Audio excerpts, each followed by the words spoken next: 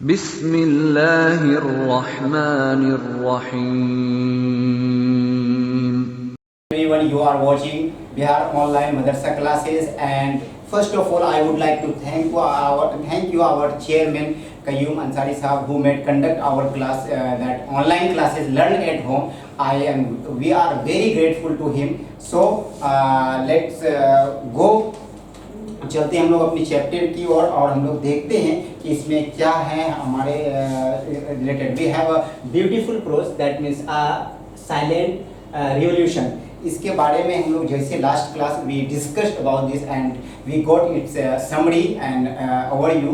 You have to know कि you first watch this its previous video and come to it. उसके बाद इस पर आप आ सकते हैं देखने के लिए, ताकि एक्सरसाइज को हम लोग, क्योंकि आज एक्सरसाइज पार्ट में है इसके, इस चैप्टर से related. Is written by Kunal Verma and prescribe panorama part 1 class 9 right. And चलते हैं एक्सरसाइज में हमारा क्या क्या है इसमें। तो फर्स्ट हमारा है बोल रहे हैं लॉन्ग आंसर क्वेश्चंस में है सी का 1 पे कि आपको लॉन्ग आंसर पे कुछ लिखना भी है, बोलना हाउ हैज एसएमएस, क्योंकि ये चैप्टर एक एसएमएस के ही रिलेटेड से है। एसएमएस, एमएमएस, एसएमसी, जो दोनों एमएमएस और एसएमएस को जो भेजने के लिए जो स्टोर बॉक्स होता है, जो एक मीडियम का काम करता है, नेटवर्क है, ये सारी एक टेक्नोलॉजी डिजिटल वर्ल्ड से रिलेटेड ही है। तो देखते हैं आगे का कुछ डिस्कशन आपका। फर्स्ट किया आपका कुछ आपको ग्रुप बना के भी डिस्कस करना है डियर स्टूडेंट। तो आपका यहाँ पे कुछ लॉन्ग आंसर और शॉर्ट है जो आप करेंगे, उसका फुल फॉर्म भी हमने लिख दिया। लेकिन एक चीज़ यहाँ जानना जरूरी है कि मेमो जो होता है, मेमो दैट मीन्स यहाँ पे आपका कुछ डेफिनेशन मेमो का भी है, और आपको हम बताते हैं जब कुछ आप लेते हैं तो रिटन जो आपका रिटन वैलिड के लिए, क्योंकि ज़बान की जो वैल्यू है हो सकता है नहीं भूल जाए, तो लिख के जो देते हैं कि ये चीज़ आप हमसे लिए या आपने हमको दिया, उसी को मेमो बोलते हैं, जिसको मेमोरेंडम फुल फॉर्म होता है। तो यहाँ बोलते क्या होता है, ये सी का 3 ही का जो है आपका, ये बहुत ही बेस है। That means memorandum. A memo is a short official note, छोटा official note that is written from one person to another within the same company और organisation, requiring an employee to explain his conduct intimation regarding grant of permission to do certain things requested for EPC or ETC होनी चाहिए या EPC are usually given in the form of memorandum. It is addressed to the individual concerned and sent through the departmental/sectional head so that the latter is aware of the matter contained in the memo. The actual format of the memorandum varies from company to company or from an organization to other. ये बोलते हैं कि memo उसी को कहते हैं कि written valid form हो ऑफिशियली, जो लिख के दिए कि आप हमसे ये कुछ लिए, या आप कोई भी ऑफिशियल वर्क में या कहीं पे, उसी को एक फॉर्मेट होता है। हर कंपनी का थोड़ा फॉर्मेट अलग भी होता है, लेकिन आप इसका फॉर्मेट देख सकते हैं, आप इसको ज़हन नशी कर लें। एग्जाम में अगर आपको कभी फॉर्मेट पूछा जाए तो इस फॉर्मेट पे ही आप अपने एग्जाम में इसका फॉर्मेट बना देंगे। फर्स्ट यहाँ पे देखिए रेफरेंस लिखा हुआ है, आप रेफरेंस दे देंगे। उसका डेट, अपना डेट यूज करना है। 2 के बाद आप अपना बॉडी पार्ट में जो यहाँ पे है, तो 2 के बाद यहाँ पे आप अपना जिसको दे रहे हैं, जिनको भेज रहे हैं उनके लिए, जिसको आप लिख रहे हैं उनके लिए है। अपना नीचे है नेम ऑफ द कंपनी या ऑफिस, यहाँ अपना कंपनी रखते हैं, यहाँ डेट है। डेजिग्नेशन जो ओहदा है किस चीज़ का वो चीज़ है। रेफरेंस है। सेंडर नेम, जो ये देने वाले हैं वो अपना नाम लिख करके डेजिग्नेशन, कि आप बिजनेसमैन हैं क्या है, ये चीज़ कर सकते हैं। और यहाँ जिसको दे रहे हैं, ये फॉर्मेट है जो एग्जाम में अगर आपको पूछे तो फॉर्मेट बना सकते हैं। You can see on the board.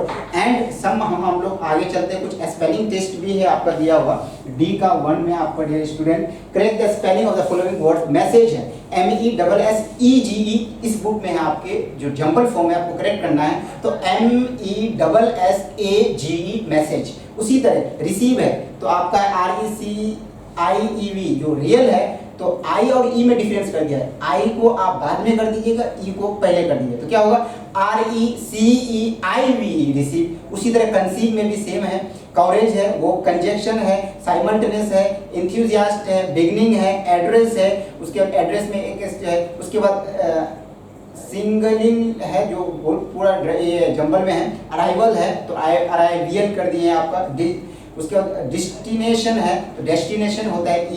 तो ये आप डिक्शनरी यूज करेंगे, आप सामने एक डिक्शनरी रखेंगे, you have to put a dictionary in front of you and use and find out some word, look for कर सकते हैं आप, ताकि आपको बेनिफिट मिले जाते वर्ड का।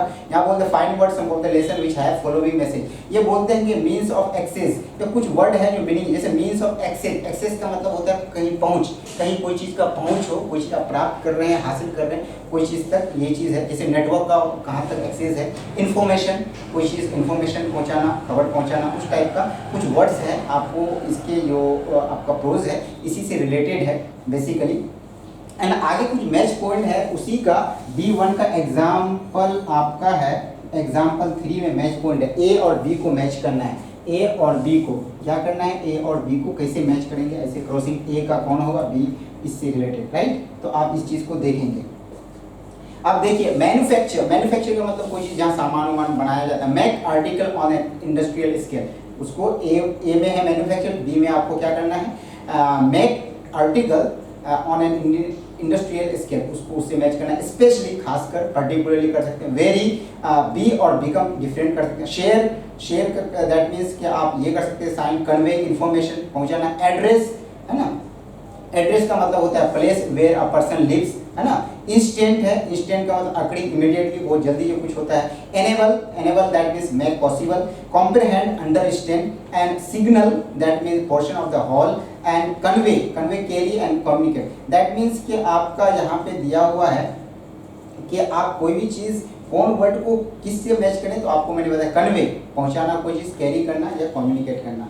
ये डियर स्टूडेंट आप इस चीज़ से रिलेटेड आप इसको अच्छे से देखेंगे। और कुछ वर्ड्स भी आपके यहाँ पे एक चीज़ दिया हुआ है, जैसे आपका यहाँ एक उसी एग्जाम्पल का D का 2 में दिया हुआ है, किसमें, D का 2 में। जैसे आपका दिया है एबल, एबल वर्ड है, यहाँ पे देखिए एबिलिटी, ये वर्ड है एबिलिटी, तो दैट मीन्स कि ये एबल है, तो ये कौन सा वर्ड है, तो यही चीज़ इसको बोल दे। उसी से परचेज है, परचेजेबल है, परचेजेबिलिटी है, तो कोई आपको जिसके लास्ट में LY भी लगता है तो वो एडजेक्टिव का काम बढ़ जाता है, और या BL लगता है एडजेक्टिव, तो यही चीज़ को बोले। कई वर्ड होते हैं तो मीनिंग उसके हिसाब से यूज़ करना है। एबल, एबिलिटी, काबिलियत, ये हो सकते हैं। एबल होना, कोई चीज़ का योग होना, आपका है ना, एलिजिबल होना इन द अनदर वर्ड। उसी तरह आपका D का 3 फ्रेजेस हैं, D का आपको 3 आप देख सकते हैं, D का 3 फ्रेजेस, जैसे इवन इफ, इवन ये भले ही, एट टाइम्स, कभी कभी, गो या कम अ लॉन्ग वे, एक लंबे दूरी, तो इस टाइप को इसको यूज़ करना है। You have to use this in your own sentence, make the sentence and use this word in sentence, right. तो ये आपका हमारा ये जो पूरा एक्सरसाइज है ये कंप्लीट हो चुका है, the exercise has completed. But now I am going to tell you that कि if you have any problem, here you can see your title page, कि if you have any problem related to this chapter exercise, है ना, written by Kunal Verma, you can comment on the comment box. Inshallah I will reply to you quickly, and like and share this video, and send this video to your friend more and more, so that they may get more and more benefit by watching it.